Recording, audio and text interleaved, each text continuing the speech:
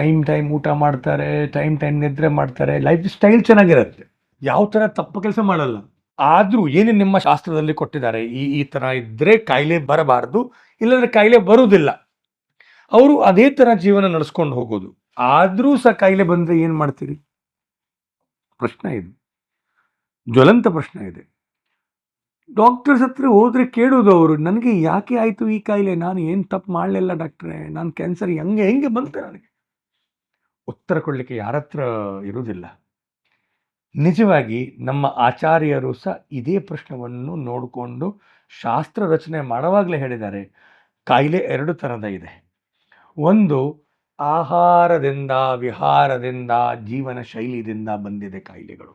ಅದನ್ನು ನೀವು ಔಷಧಿದಿಂದ ಸರಿ ಮಾಡಲಿಕ್ಕೆ ಆಗ್ತದೆ.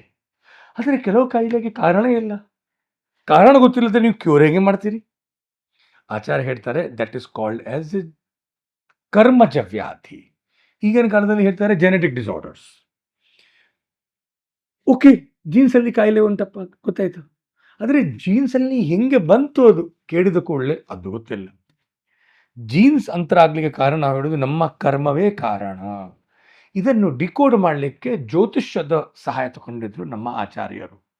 ನಿಜವಾಗಿ ನೋಡಿದಾದರೆ ಜಾತಕ ನೋಡಿದರೆ ಅದು ಗ್ರಹದ ಸ್ಥಿತಿಯಿಂದ ನಿಮ್ಮ ಬಾಡಿ ಸ್ಥಿತಿ ಹೆಂಗೆ ಗೊತ್ತಾಗ್ತದೆ? ಯತ್ ಪಿಂಡೆ ತತ್ ಬ್ರಹ್ಮಾಂಡೆ. ಇಡೀ ಬ್ರಹ್ಮಾಂಡ ಹೆಂಗೆ ಇದೆ ಅದೇ ಥರ ಮ್ಯಾಕ್ರೋಕಾಸಮ್, ಈ ಪಿಂಡ ಇದೆ ಮೈಕ್ರೋಕಾಸಮ್. ಇದರಲ್ಲಿ ಎಲ್ಲ ಚಕ್ರಗಳು, ಅದು ಒಂದು ಗ್ರಹ. ಎಷ್ಟು ತಾರಾಮಂಡಲ ಇದೆ ಅಷ್ಟು ಸೆಲ್ಸ್ ಇದೆ. ಈ ಬಾಡಿ ಒಳಗೆ ಹುಟ್ಟಿದ ಸಮಯದಲ್ಲಿಯೇ ಏನು ಫೋಟೋ ಆಫ್ ದ ಸ್ಕೈ ಇತ್ತು ಅದನ್ನು ಡಿಕೋಡ್ ಮಾಡಿ ಅವರು ಈ ಮೈಕ್ರೋಕಾಸಮನ್ನು ಸ್ಟಡಿ ಮಾಡೋದು. ಇದು ಆಯುರ್ ಜ್ಯೋತಿಷ್ಯ, ಮೆಡಿಕಲ್ ಅಸ್ಟ್ರಾಲಜಿ. ಇದರಲ್ಲಿ ಆಚಾರ್ಯ ಅಂತ ಹೇಳ್ತಾ ಇದ್ದಾರೆ ಪ್ರಶ್ನ ಮಾರ್ಗದಲ್ಲಿ, ದೋಸ್ಥಯೋಹ ಅರ್ಕ ಭೂ ಸುನ್ವೋ ರೋಗಾಹ ಸ್ಯೂಹ ಪಿತ್ತ ಸಂಭವಾ. ಅವ್ರು ಹೇಳ್ತಾ ಇದ್ದಾರೆ, ದುಸ್ಥಾನ ಅಂತ ಹೇಳಿದ್ರೆ ಜಾತಕದಲ್ಲಿ 12 ಸ್ಥಾನ ಇರೋದು, ಅದರಲ್ಲಿ 3 ಸ್ಥಾನಕ್ಕೆ ದುಸ್ಥಾನ ಅಂತ ಹೇಳಿದ್ದಾರೆ. 6ನೇ ಮನೆ ಲಗ್ನದಿಂದ, 8ನೇ ಮನೆ ಮತ್ತೆ 12ನೇ ಮನೆ. ಈ 3 ಸ್ಥಾನದಲ್ಲಿ ಅರ್ಕ ಅಂತ ಹೇಳಿದ್ರೆ ರವಿ, ಸೂರ್ಯ. ಭೂಸುತ ಅಂತ ಹೇಳಿದ್ರೆ ಕುಜ, ಮಾರ್ಸ್.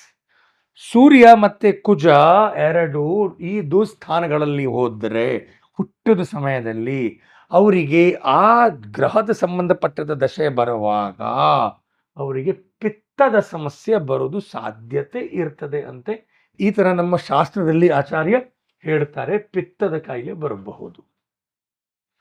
ಇದೇ ಶುಕ್ರ ಇಂದ್ರಜೋ ಜಲಜ.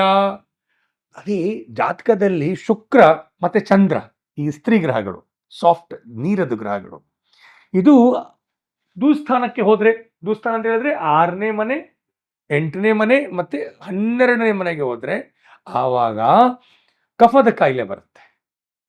ಈಗ ಮಂದ ಅಂತ ಹೇಳಿದ್ರೆ ಶನಿ ಹೋದ್ರೆ ಈ 3 ಮನೆಯಲ್ಲಿ ಆವಾಗ ವಾಯುದ ಕಾಯಿಲೆ ಆಗ್ತದಂತೆ ಶಾಸ್ತ್ರ ಹೇಳೋದು. ಮತ್ತೆ ಬುಧ, ಗೆ ಅಂತ ಹೇಳಿದ್ರೆ ಬುಧ ಹೋದರೆ ಈ 3 ಮನೆಗಳಲ್ಲಿ ಆವಾಗ ವಾತ ಪಿತ್ತ ಕಫ 3 ಗ್ರಹದ ಕಾಯಿಲೆಗಳು ಬರೋದು. ಇದಕ್ಕೆ ನೀವು ಏನು ಮಾಡಬೇಕು ಸ್ವಾಮಿ? ಅದಕ್ಕೆ ಆಚಾರ್ಯ ಹೇಳ್ತಾರೆ, ಪಿತ್ತ ಬಂದ್ರೆ ಆವಾಗ ನೀವು ಮಹಾ ತಿಕ್ತಕ ಘೃತ ಪ್ರಯೋಗ ಮಾಡಬೇಕು. ತಿಕ್ತಕ ಆಯ್ತಾ? ಮತ್ತೆ ಒಂದು ವೇಳೆ ಕಫ ಬಂದ್ರೆ ಶುಕ್ರ ಮತ್ತೆ ಚಂದ್ರದಿಂದ ಆವಾಗ ನೀವು ಮಹಾ ಕಲ್ಯಾಣಕ ಘೃತದ ಪ್ರಯೋಗ ಮಾಡಬೇಕಂತೆ.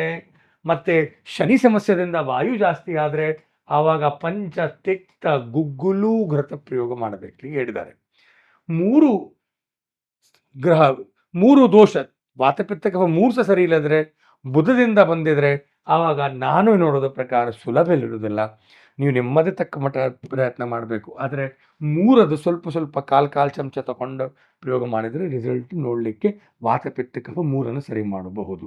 ಆಮೇಲೆ ಪಿತ್ತಕ್ಕೆ ವಿರೇಚನ ಮಾಡಬೇಕು, ಭೇದಿಯಾಗಿ ಫ್ಲಶ್ ಔಟ್ ಮಾಡಬೇಕು ಎಲ್ಲ ದೋಷಗಳನ್ನು. ಮತ್ತೆ ಕಫ ಜಾಸ್ತಿ ಆದರೆ ವಾಂತಿ ವಮನ ಕರ್ಮ ಮಾಡಬೇಕು.